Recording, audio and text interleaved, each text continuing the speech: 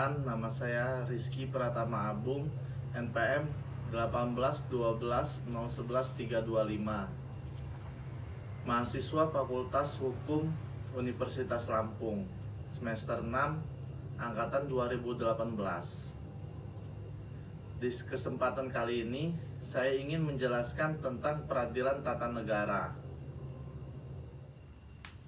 Pertama-tama di sini saya akan menjelaskan tentang apa itu peradilan tata usaha negara.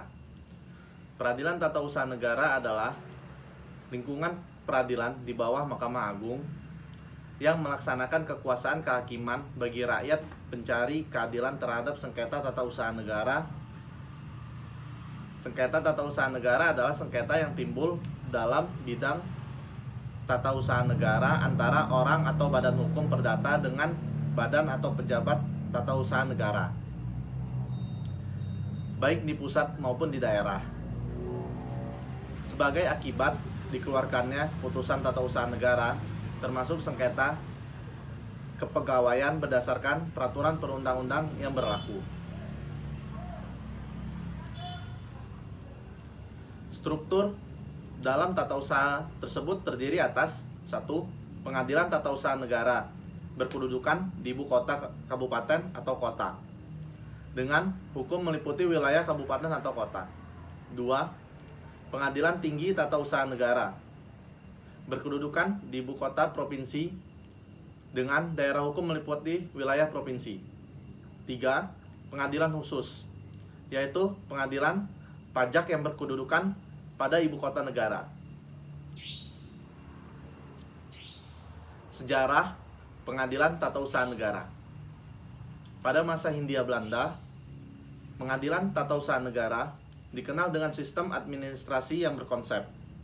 Kemudian, setelah Indonesia merdeka, yaitu pada masa Undang-Undang Dasar Sementara 1950, dikenal 3 cara penyelesaian sengketa administrasi tersebut, yaitu 1. Diserahkan kepada pengadilan perdata. 2. Diserahkan kepada badan dan dibentuk secara istimewa. 3. Dengan menentukan satu atau beberapa sengketa tata usaha negara yang penyelesaiannya diserahkan kepada pengadilan perdata atau badan khusus.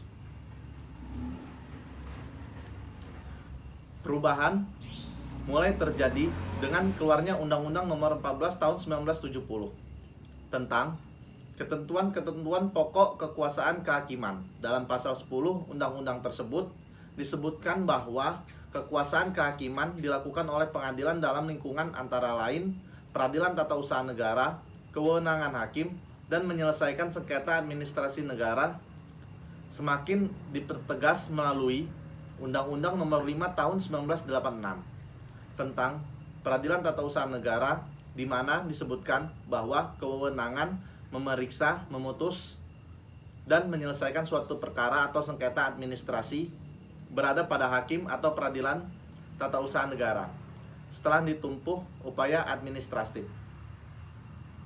Perubahan Undang-Undang 1945 membawa perubahan mendasar mengenai penyelenggaraan kekuasaan kehakiman dan diatur lebih lanjut dengan Undang-Undang Nomor 4 Tahun 2004 tentang kekuasaan kehakiman. Konsekuensi dari perubahan ini adalah pengalihan organisasi, administrasi, dan finansial badan peradilan di bawah Mahkamah Agung. Sebelum pembinaan peradilan tata usaha negara berada di bawah eksekutif, yakni Direktorat Jenderal Badan Peradilan Umum dan Peradilan Tata Usaha Negara, Departemen Kehakiman dan HAM, terhitung sejak 31 Maret 2004. Organisasi, administrasi, dan finansial peradilan tata usaha negara dialihkan dari Departemen Kehakiman dan HAM ke Mahkamah Agung. Peralihan tersebut termasuk peralihan status, pembinaan kepegawaian, aset keuangan, arsip atau dokumen, dan anggaran menjadi berada di bawah Mahkamah Agung.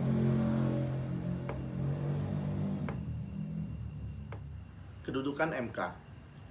Digantinya sistem division of power, pembagian kekuasaan, dengan separation of power, pemisahan kekuasaan, mengakibatkan perubahan mendasar terhadap format kelembagaan negara pasca amandemen Undang-Undang Dasar 1945. Berdasarkan Division of Power yang dianut sebelumnya, lembaga negara disusun secara vertikal, bertingkat dengan MPR berada di puncak struktur sebagai lembaga tertinggi negara. Pasal 1 ayat 2 Undang-Undang Dasar 1945 sebelum perubahan menyatakan bahwa kedaulatan berada di tangan rakyat dan dilakukan sepenuhnya oleh MPR. Sebagai pelaku sepenuhnya kedaulatan rakyat, MPR sering dikatakan sebagai rakyat itu sendiri dan penjelmaan rakyat. Di bawah MPR, kekuasaan dibagi ke sejumlah lembaga negara, yakni Presiden, Dewan Perwakilan Rakyat, Dewan Pertimbangan Agung, Badan Pemeriksa Keuangan, dan Mahkamah Agung, yang kedudukan sederajat dan masing-masing diberi status sebagai lembaga tinggi negara. Akibat utama dari anutan sistem separation of power, lembaga-lembaga negara tidak lagi terkualifikasi ke dalam lembaga tertinggi dan tinggi negara. Lembaga-lembaga negara itu memperoleh kekuasaan berdasarkan Undang-Undang Dasar dan di saat bersamaan dibatasi juga oleh Undang-Undang Dasar. Pasca amandemen Undang-Undang Dasar 1945, kedaulatan rakyat tidak lagi diserahkan sepenuhnya kepada satu lembaga, melainkan oleh undang-undang. Undang-Undang Dasar dengan kata lain, kedaulatan sekarang tidak terpusat pada satu lembaga, tetapi disebar kepada lembaga-lembaga negara yang ada. Artinya sekarang semua lembaga negara berkedudukan dan level yang sejajar atau sederajat. Dalam konteks anutan sistem yang demikian, lembaga negara dibedakan berdasarkan fungsi dan perannya sebagai diatur dalam Undang-Undang 1945. Mahkamah Konstitusi menjadi salah satu lembaga negara baru yang oleh konstitusi diberikan kedudukan sejajar dengan lembaga-lembaga lainnya, tanpa mempertimbangkan lagi adanya kualifikasi sebagai lembaga negara tertinggi atau tinggi. Sehingga sangat tidak beralasan mengatakan posisi dan kedudukan MK lebih tinggi dibanding lembaga-lembaga negara lainnya. Itu adalah pendapat yang keliru. Prinsip pemisahan kekuasaan yang tegas antara cabang-cabang kekuasaan legislatif, eksekutif, dan yudikatif dengan mengedepankan adanya hubungan checks dan balance antara satu sama lain. Selanjutnya, Undang-Undang 1945 memberikan otoritas kepada MK untuk menjadi pegawai konstitusi. Mengawal konstitusi berarti menegakkan konstitusi, yang sama artinya dengan menegakkan hukum dan keadilan. Sebab Undang-Undang Dasar 1945 adalah hukum dasar yang melandasi sistem hukum yang berlaku di Indonesia. Dalam hal ini, MK memiliki kedudukan, kewenangan, serta kewajiban konstitusional menjaga atau menjamin terselenggaranya konstitusional hukum. Fungsi dan peran Mahkamah Konstitusi. Fungsi dan peran utama Mahkamah Konstitusi adalah menjaga konstitusi guna tegaknya prinsip konstitusionalitas hukum. Demikian halnya yang melandasi negara-negara yang mengakomodir pembentukan Mahkamah Konstitusi dalam sistem ketatanegaraannya. Dalam rangka menjaga konstitusi, fungsi pengujian undang-undang itu tidak dapat lagi dihindari penerapannya dalam ketatanegaraan Indonesia. Sebab Undang-Undang Dasar 1945 menegaskan bahwa anutan sistem bukan lagi supremasi parlemen, melainkan supremasi konstitusi. Bahkan ini juga terjadi di negara-negara lain yang sebelumnya menganut sistem supremasi parlemen dan kemudian berubah menjadi negara demokrasi. Mahkamah Konstitusi dibuat dengan fungsi untuk menjamin tidak akan ada lagi produk hukum yang keluar dari koridor konstitusi, sehingga hak-hak konstitusional warga terjaga dan konstitusi itu sendiri terkawal konstitusionalnya. Untuk menguji apakah suatu undang-undang bertentangan atau tidak dengan konstitusi, mekanisme yang disepakati adalah judicial review yang menjadi kewenangan MK. Jika suatu undang-undang atau salah satu bagian daripada dinyatakan terbukti tidak selaras dengan konstitusi, maka produk hukum itu akan dibatalkan Mahkamah Konstitusi. Sehingga semua produk hukum harus mengacu dan tak boleh bertentangan dengan konstitusi melalui kewenangan judicial review. Judicial review ini, Mahkamah Konstitusi menjalankan fungsinya mengawal agar tidak lagi terdapat ketentuan hukum yang keluar dari koordinat konstitusi. Fungsi lanjutan selain judicial review yaitu 1. Memutuskan sengketa antar lembaga negara. 2. Memutuskan pembubaran partai politik. Dan 3. Memutuskan sengketa hasil pemilu. Fungsi lanjutan semacam itu memungkinkan tersedianya mekanisme untuk memutuskan berbagai persengketaan antar lembaga negara yang tidak dapat diselesaikan melalui proses peradilan biasa, seperti sengketa hasil pemilu dan tentunya pembubaran suatu partai politik. Perkara-perkara semacam itu erat dengan hak dan kebebasan pada warga negara dalam dinamika sistem politik demokratis yang dijamin oleh Undang-Undang Dasar.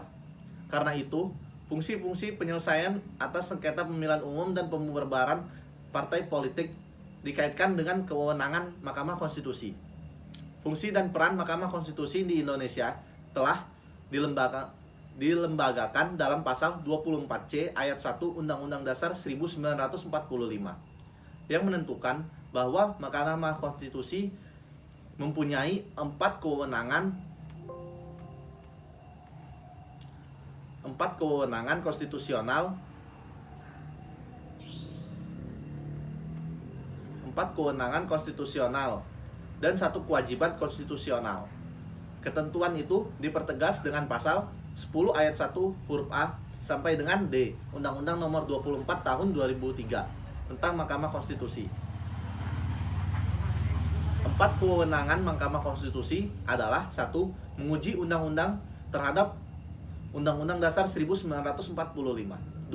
Memutuskan sengketa kewenangan antara lembaga negara yang kewenangannya diberikan oleh Undang-Undang Dasar 1945. 3. Memutus pembubaran partai politik. 4. Memutus perselisihan tentang hasil pemilu. Sementara berdasarkan pasal 7 ayat 1 sampai dengan 5 dan pasal 24C ayat 2 Undang-Undang Dasar 1945 ditegaskan dalam pasal 10 ayat 2 Undang-Undang Nomor 24 Tahun 2003, kewajiban Mahkamah Konstitusi adalah memberi keputusan atas pendapat Dewan Perwakilan Rakyat bahwa presiden dan atau wakil presiden telah melakukan pelanggaran hukum atau perbuatan tercela atau tidak memenuhi syarat sebagai presiden dan atau wakil presiden sebagaimana dimaksud dalam Undang-Undang 1945. Pengujian undang-undang terhadap Undang-Undang 1945. Mengenai pengujian undang-undang diatur dalam bagian ke-9 Undang-Undang Nomor 24 Tahun 2003 dari pasal 50 sampai dengan pasal 60. Undang-undang adalah produk politik, biasanya merupakan kristalisasi kepentingan-kepentingan politik pada pembuatannya. Sebagai produk politik, isinya mungkin saja mengandung kepentingan yang tidak sejalan atau melanggar konstitusi. Sesuai prinsip hierarki hukum, tidak boleh isi suatu peraturan undang-undang yang lebih rendah ketentuan hukum acara khusus. 1.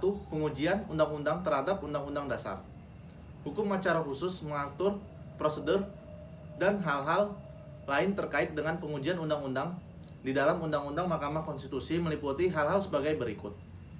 1. Undang-undang yang dapat dimohonkan pengujian. 2. Pihak yang dapat bertindak dalam permohonan pengujian undang-undang. 3. Bentuk pengujian undang-undang. 4. Kewajiban Mahkamah Konstitusi menyampaikan salinan permohonan kepada institusi atau lembaga negara tertentu, terutama lembaga negara pembentukan undang-undang. 5. Hak Mahkamah Konstitusi meminta keterangan terhadap lembaga negara terkait dengan pemohonan. 6. Materi putusan. Dan 7. Akibat putusan pengujian undang-undang dan kewajiban Mahkamah Konstitusi terhadap putusan. Di dalam praktik ketentuan tersebut tidak dapat menampung permasalahan-permasalahan yang timbul. Karena itu, berdasarkan pasal 86 Undang-Undang Mahkamah Konstitusi, Mahkamah Konstitusi yang memberikan kewenangan mengatur telah membentuk Peraturan Mahkamah Konstitusi atau PMK guna melengkapi hukum acara yang telah ada, yakni dengan PMK nomor 06/PMK/2005 tentang permohonan beracara dalam perkara pengujian undang-undang. Undang-undang yang dapat dimohon pengujiannya. Di dalam Undang-Undang 1945 tidak terdapat batasan mengenai undang-undang yang dapat dimohonkan pengujian. Namun, di dalam Undang-Undang Mahkamah Konstitusi, undang-undang yang dapat dimohon pengujian itu dibatasi hanya undang-undang yang diundangkan setelah terjadinya perubahan Undang-Undang 1945. Terhadap ketentuan ini, MK dengan putusannya nomor 004/PUU 1/2004 berpendapat tidak sesuai konstitusi. Karena itu MK mengesampingkan bahkan dalam perkembangan selanjutnya dengan adanya permohonan kepada Mahkamah Konstitusi untuk menguji pasal tersebut. Ketentuan dimaksud dinyatakan bertentangan dengan konstitusi dan oleh karena itu dinyatakan tidak mempunyai kedaulatan mengikat setelah hukum melalui putusan Mahkamah Konstitusi nomor 006/PUU 11/2004 perihal pengujian Undang-Undang nomor 24 tahun 2003, pasal 50 tentang Mahkamah Konstitusi dan Undang-Undang nomor 1 tahun 1987 tentang Kamar Dagang dan Industri. Sejak putusan Mahkamah Konstitusi yang terakhir ini, maka secara efektif tidak terdapat lagi batasan undang-undang yang dapat dimohonkan pengujiannya.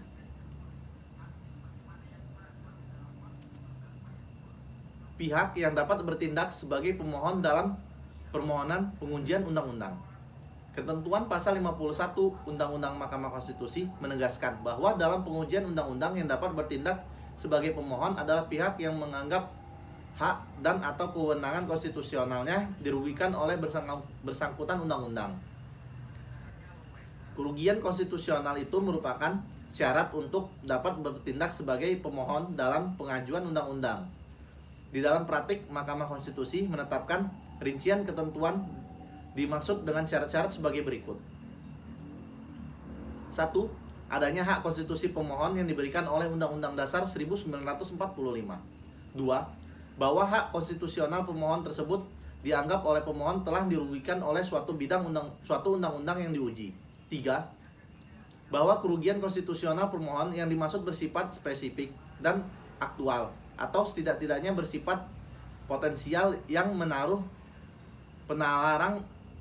penalaran yang wajar dapat dipastikan akan terjadi. 4.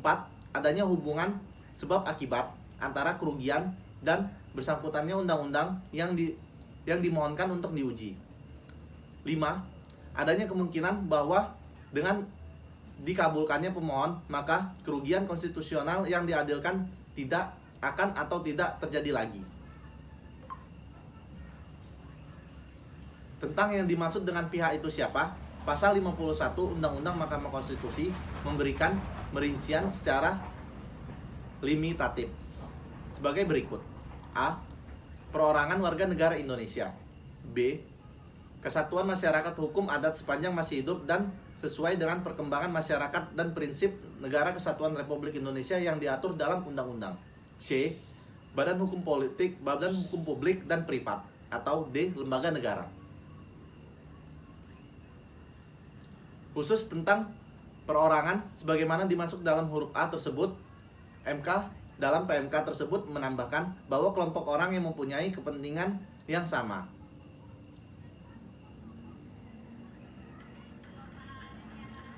Bentuk pengujian undang-undang. Sebagaimana telah dikenal, pengujian undang-undang itu meliputi pengujian formil dan pengujian material.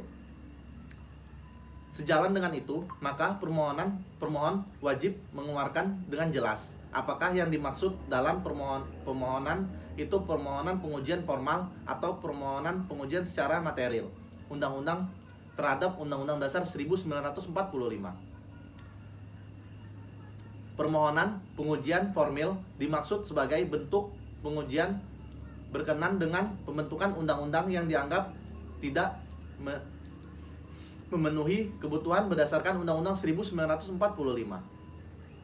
Mengenai hal ini, PMK merinci tentang apa yang dimaksud dengan pembentukan itu, yakni meliputi pembahasan, pengesahan, pengundangan, dan pemberlakuan. Di dalam praktek tentang pemberlakuan itu telah menjadi dasar dalam mengabulkan perkara nomor 018/PUU 11/2004 perihal pengujian Undang-Undang nomor 45 tahun 1999 yang telah diubah dengan Undang-Undang nomor 5 tahun 2000 tentang pembentukan Provinsi Irian Jaya Barat, sedangkan uraian mengenai pemohon pengujian secara material berkenan dengan materi muatan dalam ayat, pasal, dan atau bagian dan undang-undang yang dianggap bertentangan dengan Undang-Undang 1945.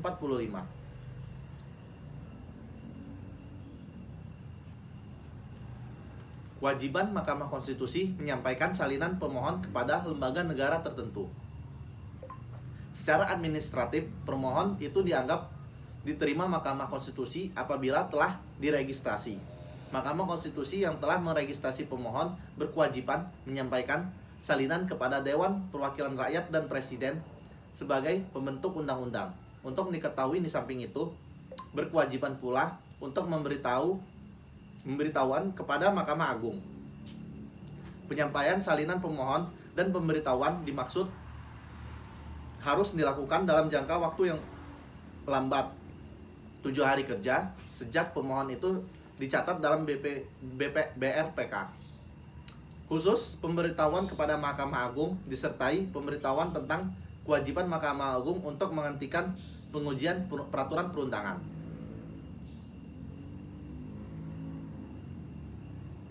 Hak Mahkamah Konstitusi untuk meminta keterangan dan atau risalah rapat kepada Majelis Pemusyawaratan Rakyat, Dewan Perwakilan Rakyat, dan Dewan Perwakilan Daerah, dan atau Presiden. Pembentukan undang-undang dilakukan oleh legislator, dalam hal ini adalah DPR dan Presiden. Untuk undang-undang tertentu, misalnya yang terkait dengan urusan daerah, melibatkan pula DPD dan juga institusi atau lembaga pemerintahan yang lain. Untuk itu, Mahkamah Konstitusi berhak meminta keterangan dan atau risalah rapat yang berkenan dengan permohonan yang sedang diperiksa kepada MPR, DPR, DPD, dan atau Presiden, serta lembaga terkait lainnya. Di dalam praktik, permintaan keterangan dan atau risalah rapat tersebut dapat juga diminta dari menteri atau departemen dan atau satuan organisasi di bawahnya. Untuk DPR misalnya, Mahkamah Konstitusi meminta kepada komisi yang terkait atau bahkan kepada panitia khusus RUU. Materi putusan. Mahkamah Konstitusi wajib memberikan respon terhadap suatu permohonan sejalan dengan sistematika di dalamnya. Pertama, tentang kewenangan Mahkamah Konstitusi. Kemudian, tentang syarat-syarat kedudukan hukum, sebagaimana ketentuan pasal 51 Undang-Undang Mahkamah Konstitusi, dan kemungkinan tentang pokok permohonan. Tentang kewenangan Mahkamah Konstitusi untuk permohonan pengujian undang-undang, sebagaimana telah diluruskan di atas, semula hanya terhadap undang-undang dan ditunjukkan setelah perubahan undang-undang 1945, yakni setelah 19 Oktober 1999. Kemudian dengan putusan Mahkamah Konstitusi nomor 004/PUU 1/2003 tahun 2003 tanggal 30 Desember 2003 pasal 50 tersebut dikesampingkan terakhir dengan putusan Mahkamah Konstitusi nomor 066/PUU 11/2004 tanggal 12 April 2005.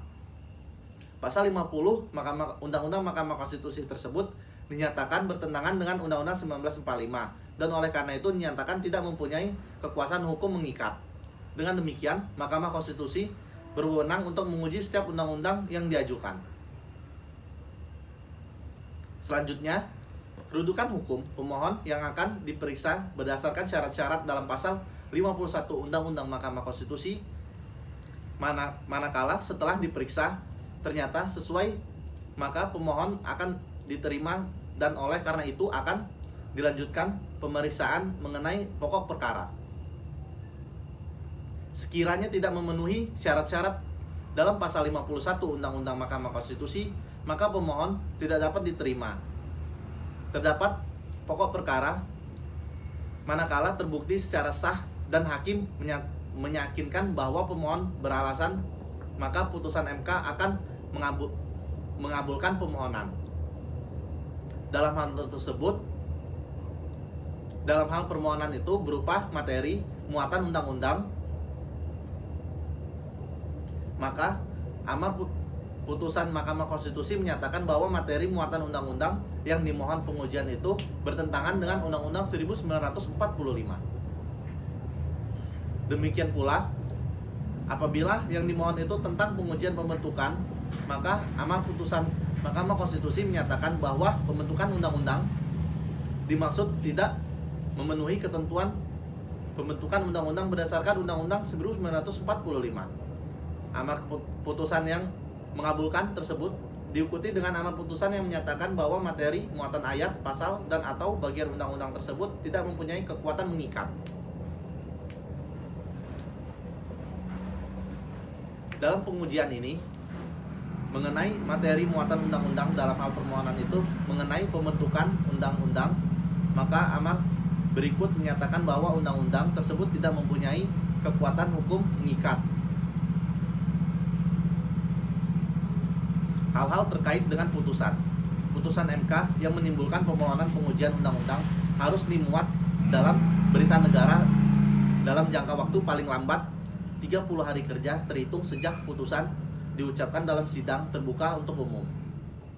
Putusan MK berlaku ke depan, artinya sebelum ada putusan yang menyatakan bahwa undang-undang tersebut bertentangan dengan Undang-Undang 1945.